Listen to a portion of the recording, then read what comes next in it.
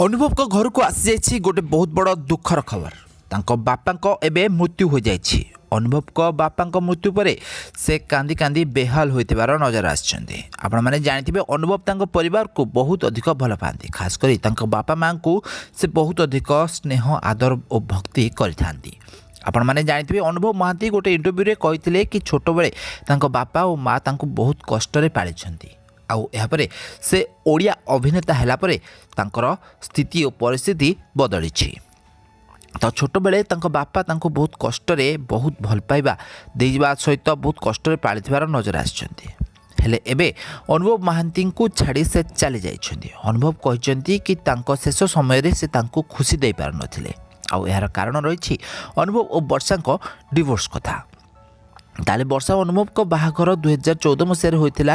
ଏହାପରେ ଦୁହିଁଙ୍କ ମଧ୍ୟରେ ବିବାଦ ପରବର୍ତ୍ତୀ ସମୟରେ କୋର୍ଟ ଦ୍ୱାରସ୍ଥ ହୋଇଥିଲେ ଏହି ଦୁଇ କଳାକାର। ଆଉ ଦୁହିଁଙ୍କର ଡିଭୋର୍ସ ବି ମଧ୍ୟ ହୋଇଥିଲା। ତାହେଲେ ଡିଭୋର୍ସ ହେଲା ପରେ ଅନୁଭବଙ୍କ ବାପା ଏବେ ମୃତ୍ୟୁବରଣ କରିଛନ୍ତି। ଅନୁଭବଙ୍କ ବାପାଙ୍କୁ ମୃତ୍ୟୁ ବେଳକୁ 75 ବର୍ଷ ବୟସ ହୋଇଥିଲା। ତାହେଲେ ମୃତ୍ୟୁ ପରେ ଅନୁଭବ ମହାନ୍ତି ତାଙ୍କ ବାପାଙ୍କ ସହିତ ନଜର ଆସିଛନ୍ତି। ତାଙ୍କ ଶେଷ କ୍ରିୟା କରିଥିବାର ଦେଖାଦେଇଛନ୍ତି ଅନୁଭବ ମହାନ୍ତି। ତାହେଲେ ଦୀର୍ଘଦିନ ଧରି ରୋଗରେ ପୀଡ଼ିତ ଥିବା ଅନୁଭବ ମହାନ୍ତିଙ୍କ ବାପା ଏବେ ମୃତ୍ୟୁବରଣ କରିଛନ୍ତି। ଗତ ଦିନମାନଙ୍କରେ ତାଙ୍କ ଡାୟାଲିସିସ୍ ହୋଇଥିଲା। ଆଉ ଏହି କାରଣରୁ ଏବେ ସେ ବହୁତ କଷ୍ଟରେ ରହିଥିଲେ ଆଉ ମୃତ୍ୟୁବରଣ କରିଛନ୍ତି।